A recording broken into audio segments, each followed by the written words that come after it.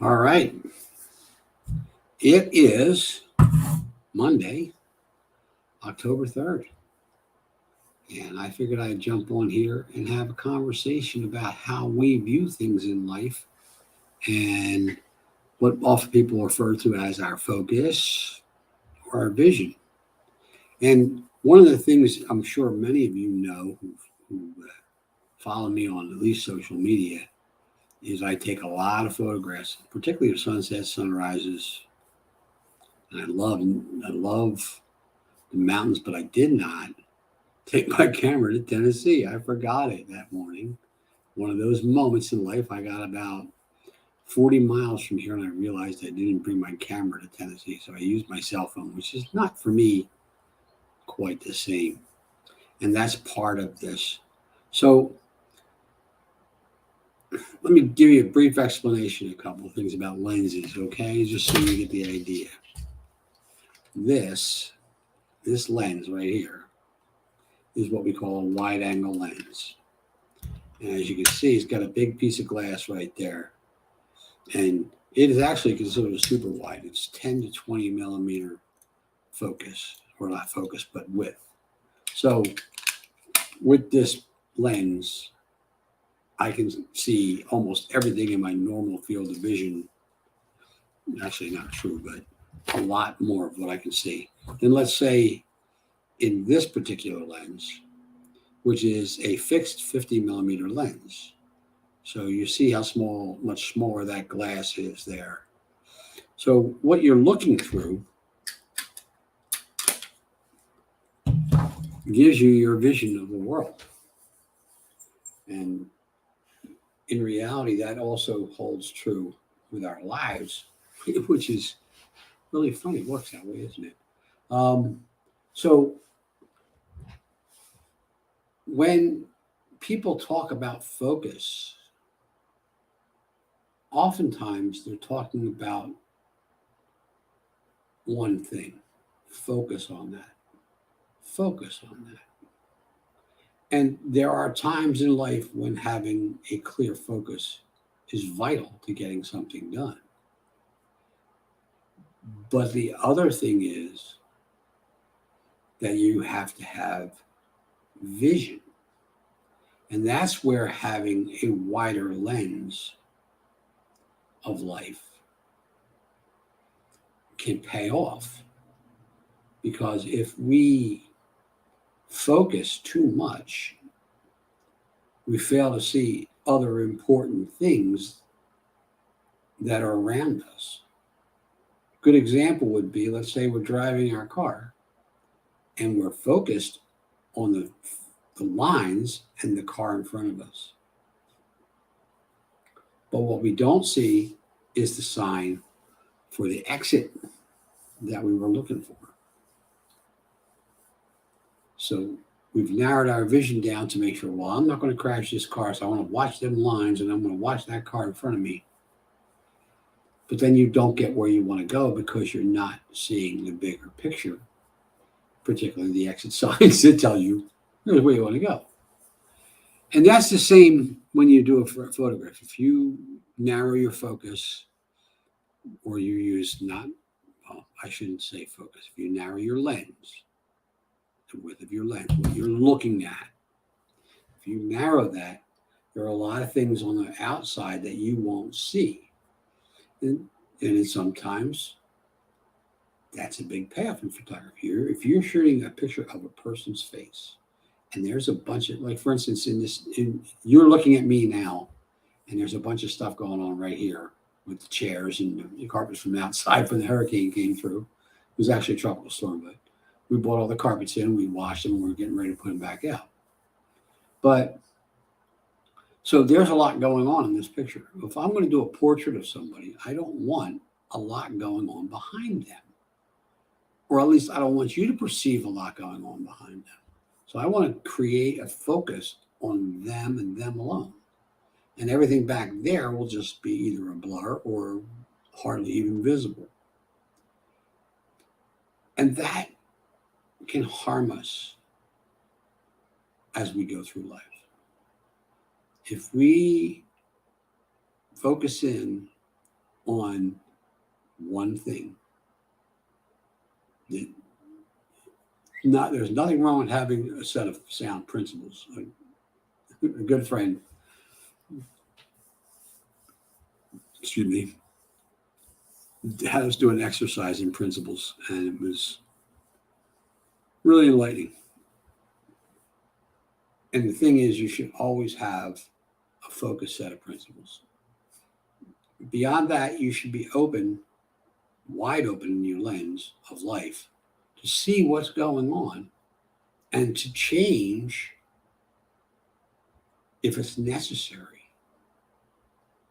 And that's what I see when I look through my lens sometimes. Because sometimes I see something, I go, no, I don't want to shoot this whole big picture because I don't like this or that or this. But those are choices. And those are choices we all have to make every day, whether it's a picture, whether it's our life, whether it's our job, whether it's our career, whether it's our entrepreneurship, whatever it might be, whether it's our nutrition. We have to open our eyes and ask questions and say, is this the vision that I want to focus on? You see where I'm going there? You can create a vision, but you can't have a greater vision if you have a very narrow focus, because you might not see everything you need to see initially. This is one of the reasons why when we started this journey 5 years ago and we were told, leaders read, I dove in head first. And anybody who talks to me knows I belong to a group on Sunday morning, and just about weekly I'm telling them a different book, because I'm probably got 3 books open right now, and I read about 1 to 2 books every 2 weeks. I'm always digging.